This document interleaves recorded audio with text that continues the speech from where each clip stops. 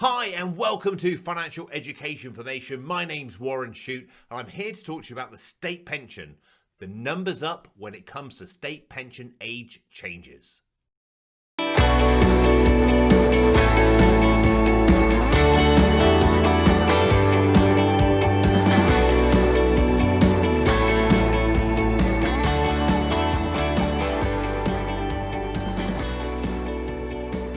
This episode of The Money Planner has been sponsored by Idelo, the price comparison website. Okay, so we are recording this in October 2020.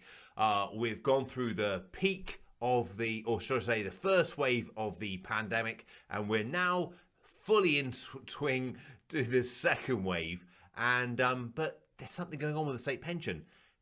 This month, every state pensioner will retire at 66. And that's not the end of it. It's going to start increasing to 67 between 2026 and 2028. From 1940 to 2010, females or women in the UK retired at 60 years old from the state pension. That was their state pension age, 60 years old. But for men, it was 65. And then in 1993, the then Chancellor Kenneth Clarke stood up and he made his announcement and he said, well, it doesn't make sense having this difference in state pensions, particularly that females have a longer life expectancy.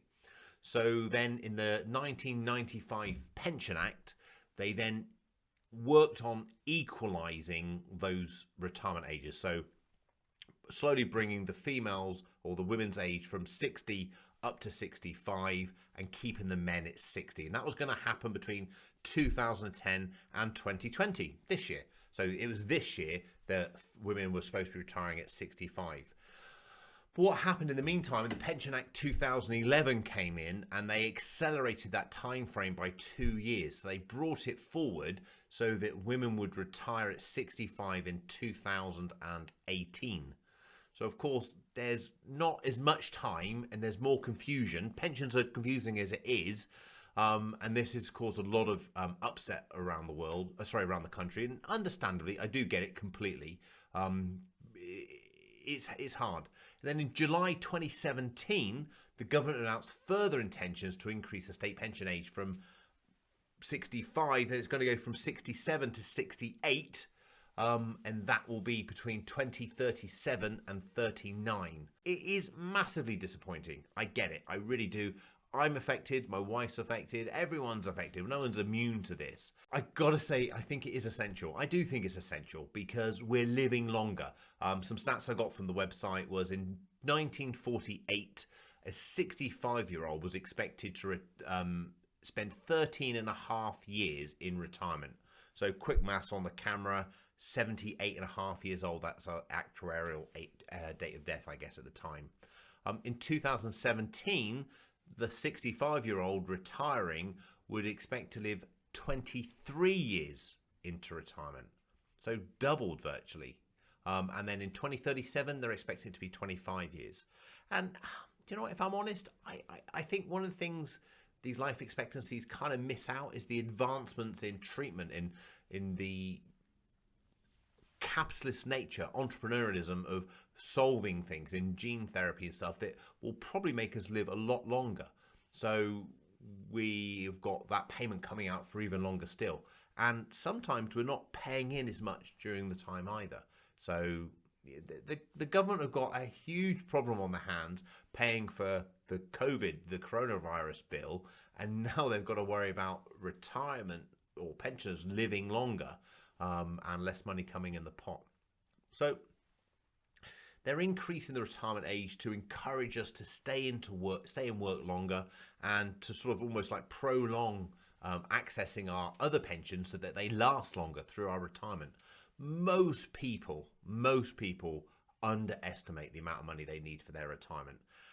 If you kind of consider it, you kind of start working in your 20s, and I appreciate some of you may have started earlier, but in your 20s, and if you work until you're 60, that's a 40-year period, okay? So in those 40 years, you've kind of got to save enough money up to last you 30 years, 35, maybe 40 years, depending on treatments and medication and stuff. So you kind of look at it that way and say, well, actually, I've got to take that income and put it on this bit. And that's why I always go on about investing. Always drive home about investing, saving. You have to save. And so few people do. And it's one of those things. It's just one of those things. It's a habit. It's a choice. And I do appreciate some of you listening on this. I've literally just got enough money coming in to pay the rent and everything else. But if you've got anything in your life that's almost, surplus to necessity, then there's a conversation around, okay, can we divide this up so we can save a bit more? So you really need to make sure there's money in the pot so that when you get to retirement, there's enough money for you to carry on living. Now, state pension isn't that bad, to be fair. I think it's quite good. State pension is around about £9,000 a year, just over £9,000 a year, 9,100 in 10. So if you've got 35 qualifying years in the state pension, in the state pension have changed over the years, but now it's 35 qualifying years in the state pension, you'll get £9,110 at retirement, whatever your retirement age is, whether it's 66, 67 or 68, depending on your ages. What I would like you to do is I'd like you to go to the government website, gov.uk/state-pension-age. I'm sure if you Google state pension state pension forecast, it will take you to that site. But just make sure it's a gov.uk site, which is the government site. Go there, log in through the government gateway, and then you get a state pension forecast. If you're not technology minded, if you don't really want to use the website, that kind of thing, you can just get a BR19 form, a BR19, and complete that and send it off, and then they'll send you back a paper version. It's not quite as good as the online version. The online version will give you contribution history, national insurance contribution history. So what they'll do is they'll come back and say, okay, you have X qualifying years, you need 35, you're this number short. And if you are short, you can look back and think, actually, I shouldn't be short there. And I did this exactly for myself and my wife, and I had some years that were missing. It just so happens that my accountant had filed them, but HMRC hadn't triggered it or something. We're still solving it because of COVID. It's taking a lot longer than I expected. But it happens to everyone.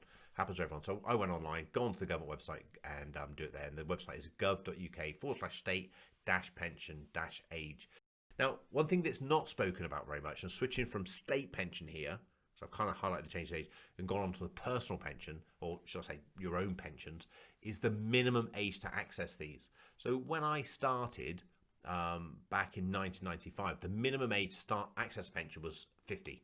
So anyone, if you're on a company scheme or personal scheme, as long as the scheme rules allowed it, you could access your pension at age 50. Sometimes there'll be early retirement penalties, things like that, but you could access your pension at 50.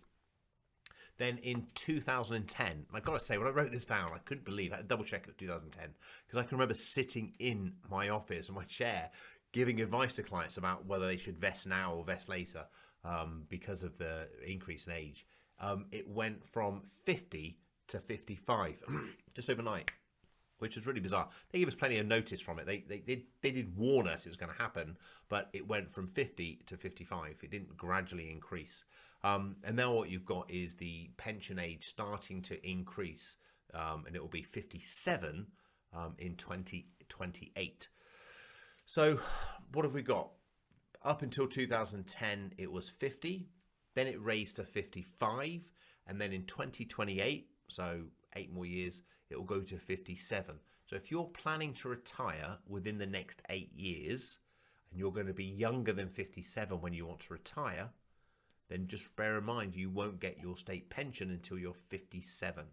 And then what it's going to do is they've latched on the minimum pension age for personal pensions or private pensions to the state pension. So it's going to trail the state pension minus 10 years. So when the state pension increases to 68, which is around about 2028, it's going to then also be 58. I think that the message here is just really to make sure you're aware of what's going on and make sure you're abreast of the changes that are happening. If you were born before April 1971, the earliest you can access your pension is 55. As soon as you're born after 71, the earliest you can access your pension is 57. Born after 81, and then it'll rise to 58. Okay, so it's kind of like a bit of a summary, bit of a snapshot there. the reality is, this is just information for you to be aware of changes. The reality is very few people can afford to retire before 55, before 60. And we advocate as a planning firm to find a career, find something you really enjoy. So I always sort of say to people, you either do things, you do your job because it pays you enough money to enjoy your pleasures, to enjoy your recreation, or you do a job that is your recreation and therefore you never want to stop it.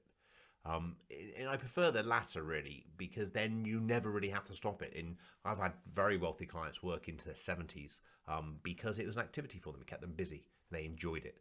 They scaled down time, they changed things, but they carried on working. And then you've still got money coming in that way. And it's very important you consider these things when you're considering your retirement planning, because if you've been a busy person all your life and you've been working 8-10 hour days, sometimes 12-hour days, and then all of a sudden overnight you don't have to get up again, well, a 2-week holiday is nice. Sometimes a month holiday, you need to relax and recoup, but then what are you going to do with your time? What is it? What are you going to do? So it's about planning, putting intention into those days, in thinking what you want to fill your time with, so that it can be the best period of your life. Now, the challenge with that is often you need money. And that's why I started the money plan, to try and encourage people to save and invest so they've got sufficient money there for when they do retire, so they can do the things they want. So anyway, any questions on any of this, please just drop me a message at warren@warrenshute.com, or drop it in the show notes, and I'll always come back to you. So 5 things you probably didn't know, or you might have known, but I just wanted to remind you about pensions. First thing, which I love, is there is no minimum age to start a pension. Okay, so you just had a baby, congratulations, all those gifts coming in, half of them go in the bin after a period of time. Why don't we start taking some of the money and putting it into pension for the baby? You know, I think starting a pension for a newborn baby is one of the best gifts you can ever do. Yes, I agree, they keep changing the pension ages, going up to 68, but you've got to bear in mind, that individual baby will grow up and do their own thing. Okay, they'll have their own retirement planning going on, but what they've got in the background is they can then choose the career they want, as opposed to the career they need to do to make sure it pays the bills. Pension for babies, grandchildren, children, that kind of thing, I think it's absolutely essential. I think it's a fantastic way of doing it. We do dozens of them at Lexington. Most of our clients have pensions for their children and their grandchildren. It's a great way to not spoil them. And from a grandparent's perspective, if you look at it, it's a gift that they will receive and they will always remember long after you're not around, because they're not going to get it into about another 68 years if they're a baby, obviously. 68 years, and all well and good. If you are in your 50s, it's unlikely you're going to be around when they draw their pension. You can put in up to £2,880. They still get tax relief, although they don't obviously pay tax, of £720. So £3,600 gets invested. Now that's the maximum. You can obviously put in £100 and get £25 tax relief, or whatever you want. You can put ad hoc payments in, you can pay monthly, whatever it might be. But it's a great gift for your children, grandchildren. Number 2, you don't have to stop paying into your pension when you retire.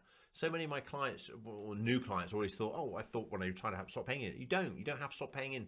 Anybody at any age, remember, can pay in $2,880, get the £720 tax relief added to it, so $3,600 gets invested.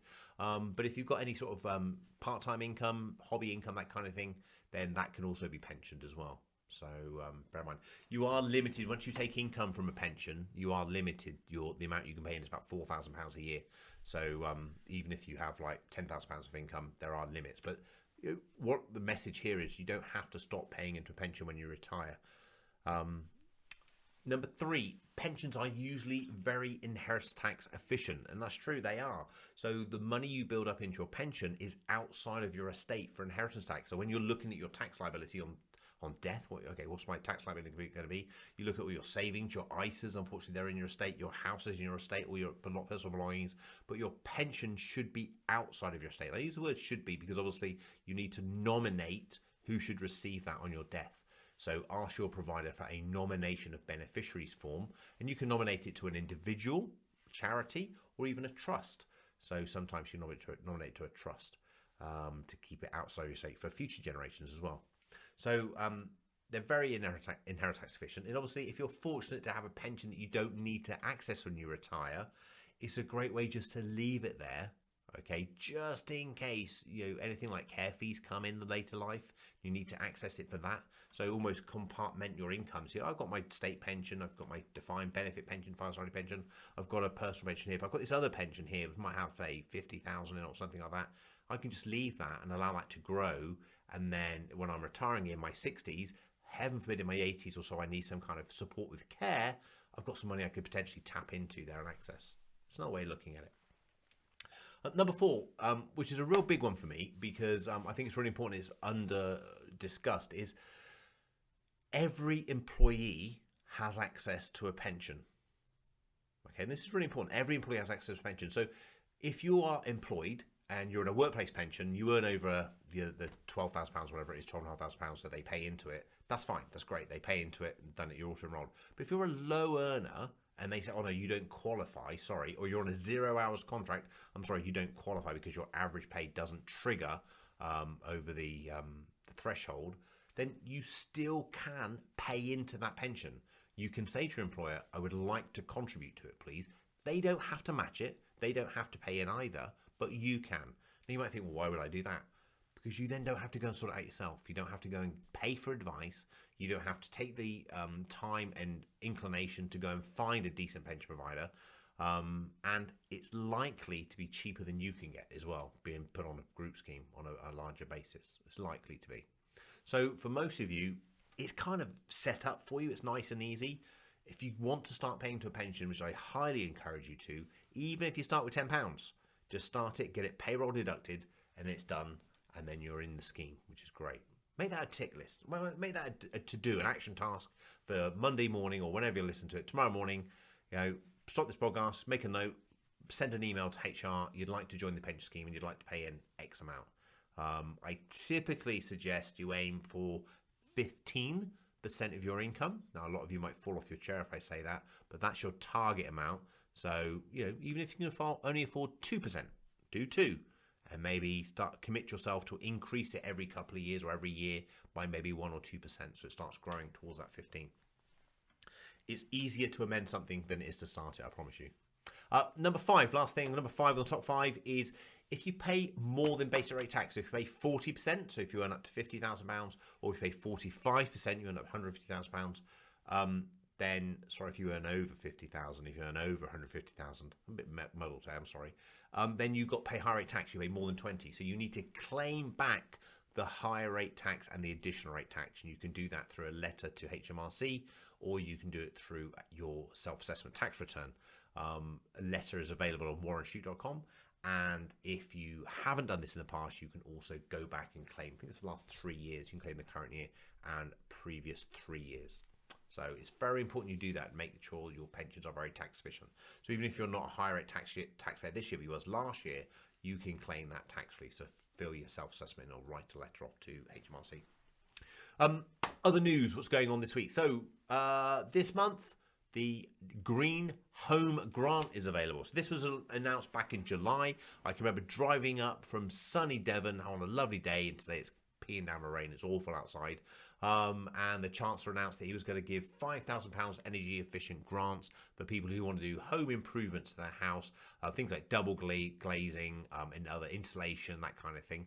You can now apply. So you go to gov.uk/apply-green-homes-grant. Almost on second piece of news in today, sticking on the same state pension thing, the WASPI, the Women Against State Pension Inequality, Women Against State Pension Inequality, unfortunately lost their appeal where they challenging the equalisation of state pension being too fast and the lack of communication. So they're not arguing that it wasn't fair to equalise it. What they're arguing is, actually, you didn't give us any communication. You didn't tell us what's going on. We didn't have time to prepare, and therefore we need some conversation. Unfortunately, the judges unanimously ruled that the changes did not amount to a lawful discrimination. So that's a shame for them. I guess that's the end. 2 questions this week. First one is a student rung in and said, hey, my parents gave me some money for GCSEs. I'm studying for A-level business. What should I do? Because you're younger than 18, you can't hold shares yourself. So you need to open up a junior ISA. Your parents can do that for you. And then look for a global investment fund, index fund, to invest your money. And the junior ISA will automatically convert into an investment or a stocks and shares ISA on your 18th birthday. So you'll then have full control over it. But remember, index fund and globally invested. Second question came in on email. I have over £250,000 that I've just inherited. I want to invest it. What should I do? Hey, do you know what? £250,000 is a lot of money. I recommend you go and get advice. I know it's nice to do things on your own, but there are so many intricacies with investing about tax, inheritance tax, structuring it, portfolio management, everything else. I do think you should get advice. However, if you just want to go and get the plan done, get the planning, and then go and set it up yourself, that could be an idea. The smarter spender. The smarter spender is basically, I want you to spend money, I want you to do it, but I want to get the best value for money. So what's low on price this week? Idealo, who sponsored the site, said that prams and pushchairs are 17% cheaper this week than on average. Hey, unless you've got a baby coming, that's not much use, but vitamins are. And you know what? I'm trying to keep my health as high as I can with all the coronavirus going on, just in case something happens. So vitamins would be interesting for me. Alcoholic beverages down 9%. That's very interesting with Christmas not that far away. So it might be a good idea. And Lego is 8% cheaper. So lots of things on deals. A great thing they did bring up was actually October is the cheapest month to buy headphones. Would you believe that? So on average, you will pay in October £133 for a set of headphones, whereas December is £145. So this is just the message of, hey, get yourself organised. Christmas is not that far away. We are now in October, November, into December, and then the big days here. So, get your planning. You've got Black Friday coming. So what I suggest is get the Idealo app, go on there, set some price alerts for the things that you're interested in buying. So if there are things on there you want to buy, set the price alert. And then on Black Friday, if it is a real deal, it will alert you. It will tell you that it's a real deal. Because sometimes I think there's a lot of marketing going on that we think is a good deal because all the paraphernalia that goes on around it. But is it really a good deal? And remember, it's only a good deal if you need it and you want it. Just because it's cheap doesn't mean you need to buy it. But with Black Friday going on, I think it's essential that you download the Idealo app. It's a great app. I use it all the time. Genuinely, I use it all the time. Way before they sponsored the show, and I mentioned them in the book. They had no relationship with them then. I use it. I've used it for now a lot of years. I should probably find out because I do bring that up a lot. But it's very, very good. Set alerts for all the things you want so that when Black Friday comes, they start ticking, they ping it. Actually, this is a good deal. I can get this. Hey, look. I go on about Idealo because I really like it. I hope you like the show. I do it for you guys. If there's any questions you've got, please message me. I would love to address them. I do these based on what questions I get coming in. But until next time, stay safe. My name's Warren Shute. This is Financial Education for the Nation, and have a good time.